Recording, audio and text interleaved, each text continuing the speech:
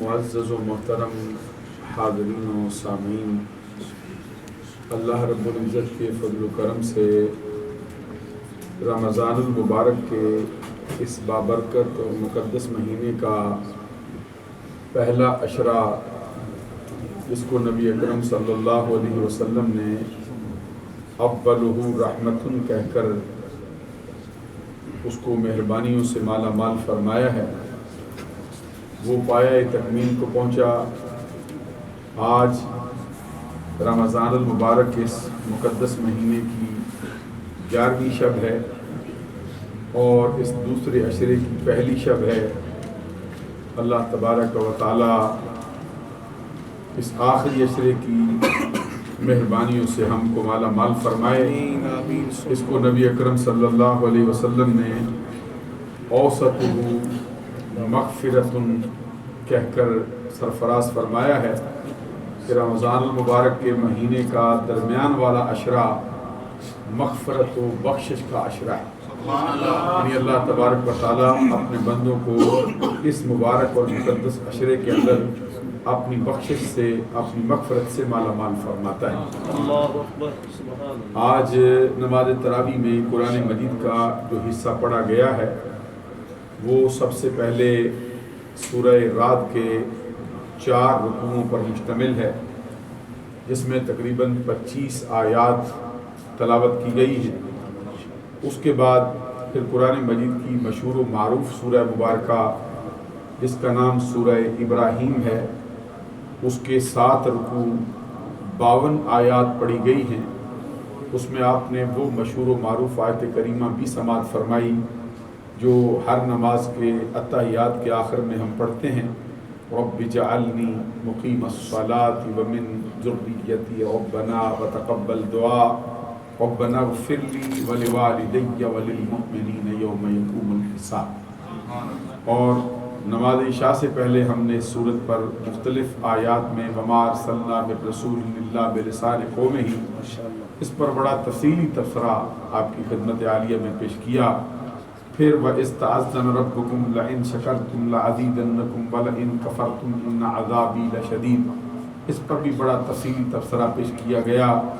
اور کچھ بات جو ہے وہ ذکرہم بِأَيَّامِ اللَّہ پر بھی اس سورہ مبارکہ سے آپ کی خدمت میں پیش کی گئی۔ اس کے بعد پھر ایک قرآن مجید کی اور مشہور و معروف سورہ مبارکہ جس کی صرف ایک آیت کریمہ 13ویں پارے میں ہے اور بقیہ اس کی جو 98 آیات ہیں ساری کی ساری 14ویں پارے پر مشتمل ہے۔ اس کو آپ نے سماعت فرمایا جس کا نام سورۃ الحجر ہے، اور عام طور پر اس کو سورۃ الحجر پڑھ جاتے ہیں، لیکن یہ لفظ اس کا معنی پتھر وغیرہ نہیں ہے، یہ اصحاب حجر ہے جس کا تذکرہ آپ نے سماعت فرمایا ابھی اس کے آخری رکوع میں۔ اس کے بعد قرآن مجید کی ایک اور مشہور و معروف سورہ مبارکہ جس کا نام سورۃ النحل ہے، اور نحل جو ہے یہ شہد کی مکھی کو کہا جاتا ہے۔ اللہ تبارک و تعالیٰ نے قرآن مجید کی پوری سورہ مبارکہ جو ہے وہ اس مکھی کے نام پر منسوب فرمائی، اور اس کا تذکرہ بھی بڑی تفصیل کے ساتھ آخری ہماری منزل کے اندر پڑھا گیا۔ یہ جو منزل آج ہم نے پڑھی ہے یہ 12 رکوعوں پر مشتمل تھی سورہ نحل سے، نہ کہ پوری کی پوری جو ہے وہ ہم نے پڑھی، بلکہ سورہ نحل کے 12 رکوع ہم نے تلاوت کیے ہیں۔ یہ سورہ مبارکہ جو ہے یہ 16 رکوعوں پر مشتمل ہے۔ اس کے اندر 89 آیات، 89 جو ہے وہ ایک کم 90 کو کہا جاتا ہے۔ تو آج ہم نے جو منزل پڑھی ہے وہ 12 رکوعوں پر مشتمل ہے۔ کل جہاں سے اس کا آغاز ہوگا وہ بڑی مشہور و معروف آیت کریمہ ان اللہ یأمر بالعدل والاحسان وایتاء ذی القربى وینہی عن الفحشاء والمنکر والبغی یعظکم لعلکم تذکرون، یہاں سے اس کا آغاز کیا جائے گا۔ اللہ تبارک و تعالی ہمارا حامی و ناصر ہو۔ یہ چند ایک سوالات ہیں، ان کا جائزہ پیش کرتے ہیں۔ ایک مرتبہ درود و سلام پڑھیں۔ الصلاۃ والسلام علیک یا رسول اللہ وعلی آلک واصحابک یا حبیب اللہ۔ الصلاۃ والسلام علیک یا رسول اللہ وعلی آلک واصحابک یا حبیب اللہ۔ مسلمانوں زور لگاؤ، الصلاۃ والسلام علیک یا رسول اللہ وعلی آلک واصحابک یا سیدی یا رحمۃ للعالمین۔ سبحان اللہ الصلاۃ والسلام علیک یا سیدی یا نبی اللہ وعلی آلک وصحبک یا سیدی یا رحمت للعالمین ہزارہ درود و ہزارہ سلام بروح محمد علیہ الصلاۃ والسلام ایک مرتبہ اور پڑھ لیجیے الصلاۃ والسلام علیک یا سیدی یا شفیع المذنبین وعلی آلک واصحابک یا سیدی یا رحمت للعالمین الصلاۃ والسلام علیک یا محبوب رب العالمین وعلی آلک واصحابک یا سیدی یا راحت العاشقین الصلاۃ والسلام علیک یا سیدی یا مراد المشتاقین ایک مرتبہ اور پڑھ لیجیے الصلاۃ والسلام علیک یا سیدی یا رسول اللہ وعلی آلک واصحابک یا سیدی یا نبی اللہ ماشاءاللہ ماشاءاللہ بڑا اچھے سوالات فرمائے ہمارے ساتھیوں نے جو بڑے خاص مسائل پر مبنی ہیں. میں تھوڑے تھوڑے وقت میں ان کا جواب بہت جلدی آپ کی خدمت میں عرض کرنا چاہوں گا. سب سے پہلا سوال یہ ہے کہ وسیلہ اور شفاعت میں کیا فرق ہے؟ شفاعت کا معنی ہوتا ہے سفارش کرنا. سفارش جو ہے وہ اگرچہ ایک قسم کا وسیلہ ہوتا ہے لیکن حقیقی معنی میں وسیلہ اس کو کہا جاتا ہے جس کے سبب سے کسی چیز تک رسائی حاصل کی جائے. وہ یہ وسیلے کی تعریف ہے ہماری کتابوں میں. جس طرح آپ دیکھتے ہیں کہ سیڑھی ایک سبب ہے جس کے وسیلے سے بندہ جو ہے وہ چھت پہ چڑھتا ہے. تو وسیلہ اس کا نام ہے کہ کسی سبب سے کسی حد تک پہنچا جائے. اور شفاعت یہ ہے کہ کوئی بندہ کسی ہستی کے بارے میں سفارش کر دے اور اس کی سفارش جو ہے وہ قبول کی جائے. یہ اس میں تھوڑا سا فرق ہے. اب یہ ہے وسیلہ مثلا یہ ہے کہ قرآن مجید میں فرمایا گیا یا ایھا الذین آمنوا اتقوا اللہ وابتغوا الیہ الوسیلہ وجاہدوا فی سبیلہ لعلکم تفلحون. اللہ تبارک اے ایمان والو اللہ سے ڈرو اور اللہ تبارک و تعالیٰ کی طرف پہنچنے میں وسیلہ تلاش کرو. تو یہ حدیث میں نبی اکرم صلی اللہ علیہ وسلم نے بھی بہت سے مقامات پر اس کا تذکرہ فرمایا ہے. جس طرح کہ ایک مقام پہ فرمایا کہ اے ایمان والو تم دعا مانگا کرو اللہم انی اسألک بحق السائلین. اے اللہ تبارک و تعالیٰ تیری بارگاہ میں سوال کرتا ہوں سوال کرنے والوں کے وسیلے سے. اسی طرح یہ صحیح بخاری میں جلد اول میں صفحہ نمبر 137 پر حدیث آتی ہے کہ حضرت فاروق اعظم رضی اللہ تعالیٰ عنہ کے زمانہ اقدس کے اندر قحط پڑ گیا تھا. حضرت انس بن مالک اس کی روایت کرتے ہیں صحابہ کرام ان کی خدمت میں حاضر ہوئے تو انہوں نے آ کے عرض کیا ہمارے لیے دعا فرمائیں. تو حضرت فاروق اعظم رضی اللہ تعالیٰ عنہ نے حضرت عباس جو نبی اکرم صلی اللہ علیہ وسلم کے چچا جان ہیں ان کو کھڑا کیا اور اللہ کی بارگاہ میں ان کا وسیلہ پیش کر کے دعا کی اور عرض کیا اللہم انی اسألک. اے اللہ تبارک و تعالیٰ ہم تیری بارگاہ میں وسیلہ ڈالتے تھے. اللہم انا نسألک یہ حدیث کے الفاظ ہیں کہ جس کا مطلب یہ ہے کہ اللہ تبارک و تعالیٰ ہم تیری بارگاہ میں تیرے نبی کا اللہم انا کنا نتوسل الیک بنبینا. اے اللہ تبارک و تعالیٰ ہم تیری بارگاہ میں تیرے نبی کا وسیلہ پیش کیا کرتے تھے اور تو ہم پر بارش نازل کیا کرتا تھا. آج ہمارے سامنے تیرے نبی صلی اللہ علیہ وسلم کے چچا حضرت عباس تشریف فرما ہیں. ہم ان کا وسیلہ تیری بارگاہ میں پیش کرتے ہیں ہمارے اوپر بارش کا نزول فرما. اس طرح کی اور بھی بہت سی حدیثیں آئی ہیں جن کو وسیلے کی حدیثیں کہا جاتا ہے. اور شفاعت کے لیے نبی اکرم صلی اللہ علیہ وسلم کی بہت سی احادیث ہیں. ایک میں یہ ہے کہ نبی یہ سنن ابن ماجہ میں ہے حضور فرماتے خجرت بین یدخل نصف امہ فی الجنہ و بین الشفاعہ. مجھے اس بات کا اختیار دیا گیا ہے اگر چاہیں تو آدھی امت بلا حساب و کتاب کے جنت میں داخل کروا لیں اور اگر آپ چاہیں تو پھر آپ شفاعت کا حق لیں. نبی اکرم صلی اللہ علیہ وسلم فرماتے فاحترت الشفاعہ میں نے شفاعت کا حق لے لیا ہے اس لیے کہ لأنہا تعم یہ عام ہے جس کے لیے بھی سفارش کروں گا اللہ تبارک و تعالیٰ اس کو قبول فرمائے. ایک حدیث میں یہ بھی نبی اکرم صلی اللہ علیہ وسلم کا فرمان ہے کہ شفاعتی لأہل الکبائر من امتی میری امت کے لیے جو میری سفارش ہوگی اللہ کی بارگاہ میں وہ کبیرہ گناہ والوں کے افراد کے لیے ہوگی. جنہوں نے بڑے بڑے گناہ کیے ہوں گے ان کے لیے ہوگی. اور ایک حدیث میں ہے نبی اکرم صلی اللہ علیہ وسلم فرماتے ہیں کہ میں نے شفاعت کا حق نیکوکاروں کے لیے نہیں لیا وَلَكِنَّهَا لِلْمُذْنِبِينَ الْخَطَّائِينَ بلکہ ان کے لیے لیا ہے جو بڑے بڑے گناہ کرنے والے خطاوار لوگ ہیں. میں اللہ کی بارگاہ میں ان کی سفارش کروں گا. اللہ تبارک و تعالیٰ اس کو شرف قبولیت عطا فرمائے. اور بھی ہمارے ساتھی نے حدیثوں پر تبصرہ کیا ہے جو میں آپ کو سنا چکا ہوں. آگے کہتے ہیں کہ وہ لوگ کون سے ہوں گے جو جنت میں نہیں جا سکیں گے. اب یہ ہے کہ جنت کے اندر آپ کو معلوم ہے کہ من قال لا الہ الا اللہ دخل الجنہ.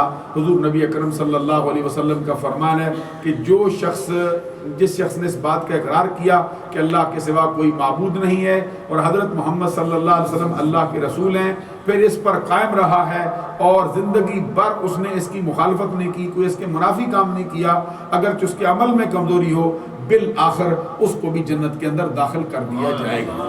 اور نبی اکرم صلی اللہ علیہ وسلم کی سفارش جو ہے وہ سلسلہ وار ہوگی، ترتیب وار ہوگی. اللہ تبارک و تعالیٰ قبول فرما لے گا. آخر میں نبی اکرم صلی اللہ علیہ وسلم عرض کریں گے اللہ کی بارگاہ میں اذن لی من قال لا الہ الا اللہ دخل الجنہ. مولا اب مجھے تو اجازت دے دے کہ جس بندے نے کلمہ پڑھا ہے، اس پر قائم رہا ہے، میں اس کو دوزخ سے نکال کے جنت میں داخل کر دوں. تو یہ نبی اکرم صلی اللہ علیہ وسلم کی سفارش ہے. اللہ تبارک و تعالیٰ اس کو قبول فرمائے گا. یہ وہ افراد دوزخ میں رہیں گے جنہوں نے نبی اکرم صلی اللہ علیہ وسلم کا اقرار نہیں کیا ہے، سرکار دو جہاں صلی اللہ علیہ وسلم کو نہیں مانا ہے. وہ ہمیشہ ہمیشہ کے لیے جہنم میں ہی رہیں گے جو کافر لوگ ہیں. اگلا سوال یہ کرتے ہیں کہ اگر دانے میں سے پیپ نکل آئے تو کیا اس سے وضو ٹوٹ جاتا ہے؟ اب یہ مسئلہ ہے کہ ایک ایسا دانہ ہوتا ہے جس میں سے معمولی سا مواد نکلتا ہے لیکن بہتا نہیں. کبھی آپ کو اتفاق ہوا ہو کہ ایسا دانہ بھی ہوتا ہے کہ وہ دانہ اگر آپ دباتے ہیں یا دب جاتا ہے تو ایسا پیپ نہیں نکلتا جو آگے بہہ جائے، بلکہ وہ ایک ایسا مواد سا ہوتا ہے جو نکلتا ہے ساتھ ہی وہاں پہ ادھر ہی کھڑا رہتا ہے. تو اس کے نکلنے سے وضو بندے کا نہیں ٹوٹتا ہے. اگر پیپ میں سے ایسا مواد باہر نکلتا ہے کہ جو بہہ جانے والا ہو تو بہہ جانے والے کی صورت میں اس کا وضو جو ہے وہ ٹوٹ جاتا ہے. اگلا سوال یہ کرتے کہتے ہیں کہ اگر وہ دانہ کسی ایسی جگہ پر ہو جو وضو کے حصے میں نہیں آتا ہے تو کیا پھر بھی وضو ٹوٹ جائے گا؟ چند دن پہلے میں نے ایک مسئلہ عرض کیا تھا، شاید آپ کے ذہن میں ہوگا، کہ پورے جسم کے کسی حصے سے خون کا اس جگہ سے نکل جانا، بہہ کر نکلنا کہ اپنی جگہ سے حرکت کر کے ایسے مقام پہ پہنچا ہے جس کا وضو میں یا غسل کے اندر دھونا لازمی ہے، تو اس سے وضو ٹوٹ جاتا ہے. آپ سوال کریں گے میں کوئی ایسی جگہ بھی ہو سکتی ہے کہ جس کو اپنی جگہ سے نکل کر دوسری جگہ پہ سرک کے آ جائے تو پھر وہ جسم کے ایسے حصے میں نہ ہو جس کو غسل کے اندر یا وضو کے اندر دھونا ضروری ہو. تو ایسی بہت سی جگہ ہوتی ہے کہ اس میں سے خون اپنی جگہ سے بہتا ہے لیکن ایسی جگہ پر نہیں پہنچتا جس کا غسل کے اندر یا وضو کے اندر دھونا ضروری ہوتا ہے. مثال کے طور پہ آپ کے ناخن کے اوپر کوئی چیز لگ جاتی ہے تو ناخن کے اندر خون پھوٹ آتا ہے، لیکن یہ خون جو ہے یہ آپ کے جسم کے باہر حصے میں نہیں آتا، اندر ہی رہتا ہے. بعض اوقات ایسا ہوتا ہے کہ دماغ کے کسی حصے سے خون اپنی جگہ سے نکلتا ہے، نکل کر بہ کے ایسی جگہ پہ آ جاتا ہے کہ جو اس کی اصل مرکز نہیں دوسری جگہ پہ آ جاتا ہے، لیکن وہ باہر نہیں نکلتا. جب تک ایسی جگہ پہ نہ آئے تو پھر اس کو وضو کی ضرورت نہیں، وگرنہ یہ ہے کہ جسم کے ظاہری حصے میں کسی جگہ پر بھی بہ کے نکل آئے تو پھر اس پر وضو کرنا ضروری ہوتا ہے. آگے کہتے ہیں سورہ بقرہ کی آیت نمبر 106 کے اندر یہ کہا گیا ہے کہ کچھ ایسے آیتیں ایسی ہیں جو ہم منسوخ کرتے ہیں اور کچھ ایسی ہیں جو ہم بھلا دیتے ہیں. بالکل اس میں کوئی شک نہیں. ما ننسخ من آیت اور ننسها ناتی بخیر منها اور مثلها الم تعلم ان اللہ علی کل شیء قدیر. اللہ تعالیٰ فرماتا ہے کہ جو آیتیں ہم منسوخ کرتے ہیں ہم اس سے جو آیتیں ہم منسوخ کرتے ہیں یا بھلا دیتے ہیں ہم اس سے بہتر لاتے ہیں یا پھر اس کی مثل لاتے ہیں. اس میں کوئی شک نہیں. تو ایسی آیات ہیں جو بعض صحابہ کرام کہتے ہیں کہ رات کو سونے سے پہلے ہم کو یاد تھی، صبح اٹھے تو ہمارے ذہن سے محو ہو چکا. تو یہ اللہ تبارک و تعالیٰ کے ہاں ان کو بھلا دینا ہے. تو یہ بھلانا بھی ہے اور منسوخ کرنا بھی ہے، یہ دونوں ہیں اللہ تبارک و تعالیٰ کا یہ قاعدہ اور قانون ہے. اگلا سوال یہ کیا گیا، کہتے ہیں کسی فیملی کا سربراہ جس کی کفالت میں اس کے 4 بچے ہوں، بیوی بھی ہو، خود وہ جو ہے وہ جرکان کا مریض ہو اور اس کے پاس اس کے علاج کے لیے درکار رقم کا انتظام بھی نہ ہو، تو ایسا شخص جو ہے وہ علاج معالجے کے لیے زکوٰۃ کی رقم لے سکتا ہے. زکوٰۃ کے لیے یہ ہے کہ بندہ صاحب نصاب نہ ہو، صرف اتنی سی بات ہے. صاحب نصاب نہ ہو، اگر 4 بچے نہ بھی ہوں، ایک ہی بچہ ہو، اگر بندہ بیمار نہ بھی ہو، جب تک وہ صاحب نصاب نہیں ہوتا، نصاب کو اس کے پاس رقم نہیں پہنچتی، تو پھر وہ بندہ زکوٰۃ لینے کا حقدار ہے. صاحب نصاب ہونے کے لیے 7.5 تولے سونا اگر اس کے گھر میں نہیں پڑا ہوا ہے یا اس نے اپنے پاس نہیں رکھا یا اس کے برابر قیمت نہیں رکھتا، 200 درہموں کے برابر کہا گیا ہے، تو پھر وہ بندہ زکوٰۃ لینے کا حقدار ہے۔ جس بندے کا آپ نے تذکرہ کیا ہے اگر اس کے پاس یہ اس طرح کا سونا یا چاندی 52.5 تولے یا اس کے برابر قیمت کا پیسہ نہ ہو ضرورت سے زائد، تو پھر وہ بندہ زکوٰۃ لینے کا حقدار ہے۔ اگلا سوال یہ کیا گیا ہے کہ جو والد اپنی جوان بچیوں کی غربت کی بنا پر اور خستہ حالی اور معاشرے کے ناجائز رسم و رواج کی وجہ سے انہیں رخصت کرنے سے قاصر ہو، کیا ایسا آدمی زکوٰۃ کا حقدار ہو سکتا ہے؟ یعنی یہی سمجھ آئی آپ کے سوال سے کہ وہ بندہ صاحب نصاب نہیں ہے، غریب ہے، اخراجات پورے نہیں کر سکتا، تو جو اپنے گھر کے اخراجات پورے نہیں کر سکتا، صاحب نصاب بھی نہیں ہے، تو وہ زکوٰۃ لے سکتا ہے اور زکوٰۃ لینے کے بعد اپنی بچیوں کی شادی بھی اسی زکوٰۃ سے کر سکتا ہے۔ اگلا سوال یہ کیا گیا ہے کہ قصر نماز کی وضاحت ایک مرتبہ پھر سے کہہ دیں کہ مقام اصل پہ قصر ہوگی کہ نہیں۔ اچھا، یہ میں نے عرض کیا تھا کہ ایک اعتبار سے جو بندے کا وطن ہوتا ہے اس کی 2 قسمیں ہیں، ایک اعتبار سے وطن کی 3 قسمیں ہیں۔ مشہور اس کی 2 قسمیں ہیں، ایک کو وطن اقامت کہتے ہیں، ایک کو وطن اصلی کہتے ہیں۔ تو وطن اصلی کے اندر بندہ اگر 1 دن کے لیے بھی جائے تو وہاں پر بھی وہ مکمل نماز پڑھے گا۔ وطن اقامت میں جب تک اقامت اس کی رہتی ہے وہاں پر جتنی دیر کے لیے بھی جائے گا اس کو نماز مکمل پڑھنا ہوگی۔ اس کے علاوہ اگر وہ کسی مقام پر 15 دن سے کم رہنے کا ارادہ رکھتا ہو تو پھر اس کی نماز قصر ہوگی، جبکہ سفر شرعی ہو۔ سفر شرعی جو ہے وہ اس کی مقدار ہمارے ہاں جو ہے وہ 57.5 میل ہے۔ 57.5 میل جو اس وقت تقریباً 98 کلومیٹر کے برابر بنتا ہے۔ اس کے مقدار سے یہ سفر شرعی اس کو کہا جاتا ہے۔ جب اپنے وطن اصلی سے یا وطن اقامت سے کہیں دوسرے شہر میں جاتا ہے تو اس کو پھر قصر نماز پڑھنا ہوگی۔ آگے لکھا باقی موقدہ رکعات کے بارے میں وضاحت چاہوں گا، جیسے ظہر، مغرب اور عشاء کی نماز۔ اچھا، ظہر، مغرب اور عشاء کی جو نماز ہے اس کی سنتیں موقدہ ہوتی ہیں۔ فرض سے ظہر سے پہلے 4 ہیں اور اس کے بعد پھر 2 ہیں، یہ ساری سنتیں موقدہ ہیں۔ عصر کی نماز سے پہلے جو ہیں یہ غیر موقدہ سنتیں ہیں، یعنی جن کی تاکید اس طرح نہیں کی گئی۔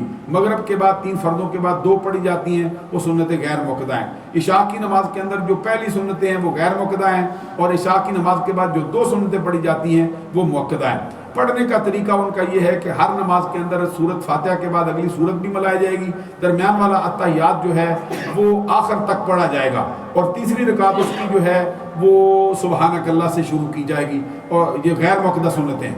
تو موقدہ سنتیں جو ہیں ان کا طریقہ جو ہے کچھ فرض کے ساتھ ملے گا، کچھ جو ہے وہ دوسری سنتوں کے ساتھ، نوافل کے ساتھ مل جائے گا۔ مثال کے طور پہ اس کا قاعدہ یہ ہے کہ درمیان والا اتحیات جو ہے وہ عبدہ و رسولہ تک پڑھا جائے گا، اس کی ہر رکعت کے اندر سورۃ فاتحہ کے بعد سورت ملائی جائے گی۔ تیسری رکعت جو ہے وہ سبحانک اللہ کی بجائے صرف جو ہے وہ بسم اللہ الرحمن الرحیم پڑھ کے آگے الحمد سے شروع کی جائے گی۔ اگر سمجھ نہ آئی ہو تو دوبارہ بھی اس کا سوال کر سکتے ہیں۔